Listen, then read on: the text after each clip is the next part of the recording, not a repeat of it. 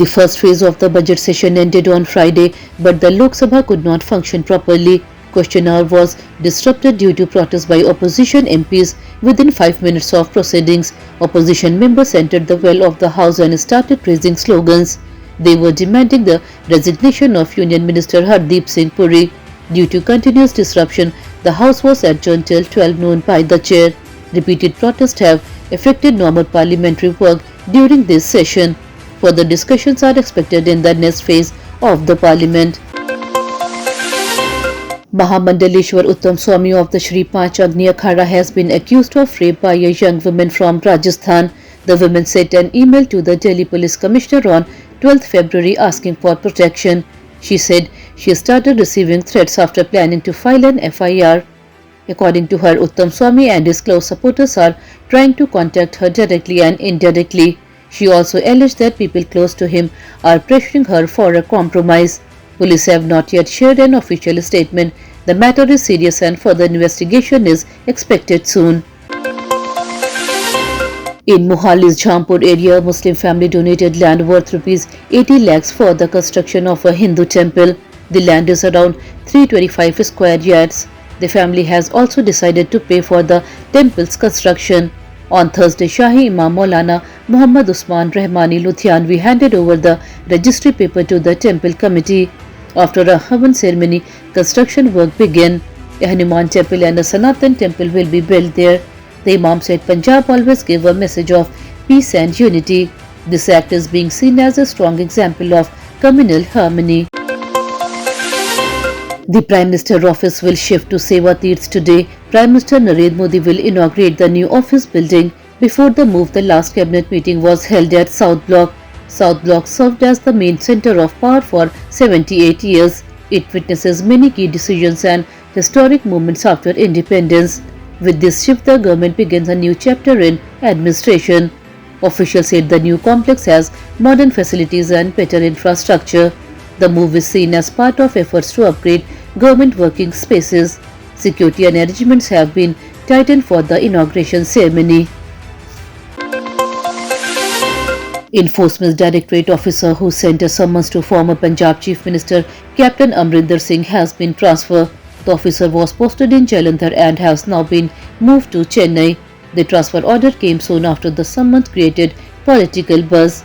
After this development, the Indian National Congress reportedly offered Amrinder Singh an invitation to return to the party. Congress leaders said the doors are open for him. However, there has been no official response from Captain Amrinder Singh so far. The issue has once again triggered political discussion in Punjab over investigations and party equations. 4 people died in Rajasthan after they allegedly drank a poisonous chemical thinking it was liquor. 3 of the victims were women. The incident created panic in the local areas. According to reports, the bottle were brought secretly from a wedding house.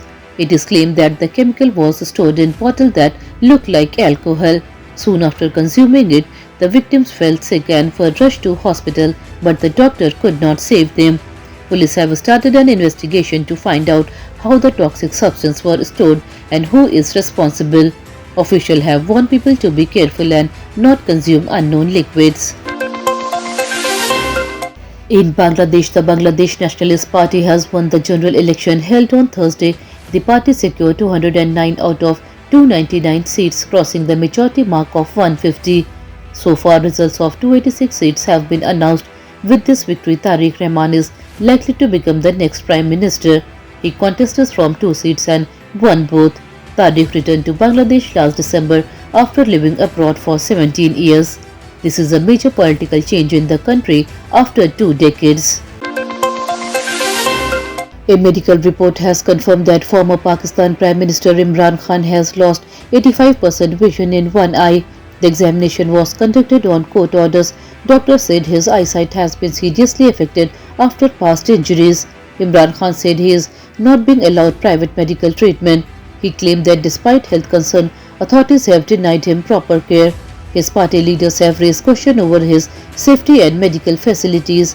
The government has not yet issued a detailed response. The development has sparked fresh political debate in Pakistan over his health and treatment. The Indian stock market saw a sharp fall today. The Sensex dropped 850 points and came down to the 82,800 level. The Nifty also slipped nearly 300 points during the trading session. Heavy selling was seen in IT shares.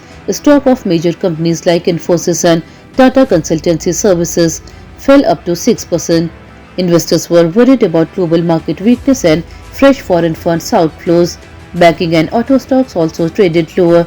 Market experts say profit booking and global uncertainty are the main reason behind this fall. Traders are now watching global cues and upcoming economic data for further directions. India registered their second consecutive victory in the T20 World Cup. The team defeated Namibia by 93 runs in a one-sided match. Batting first, India posted a strong total on the board. Ishan Kishan played a brilliant knock and scored a half-century. Hardik Pandya also smashed a quick 50, helping the team reach a big score. While defending the target, Indian bowlers dominating the game. Varun Chakravarti impressed with the ball and picked up 3 important wickets. Namibia's batting lineup struggled and failed to chase the target. With this win, India strengthened their position in the points table and boosted their confidence for the upcoming matches. In the second week of February, temperatures are rising sharply in many Indian states. Rajasthan, Uttar Pradesh, Madhya Pradesh and Chhattisgarh have recorded temperatures above 30 degrees Celsius in several districts. In Rajasthan, Chittorgarh, the temperature reached 31 degrees Celsius. In Madhya Pradesh, 15 cities touched 30 degrees Celsius. People are feeling heat during the day, while mornings and evenings remain slightly cold. The changing weather is causing discomfort. In southern India, Karnataka is under a heat alert today. Weather experts say temperature changes are unusual for this time for the year. That's all for today's bulletin. We'll be back with more updates next time. Until then, this is Tamanna Rizvi signing off. Have a good day.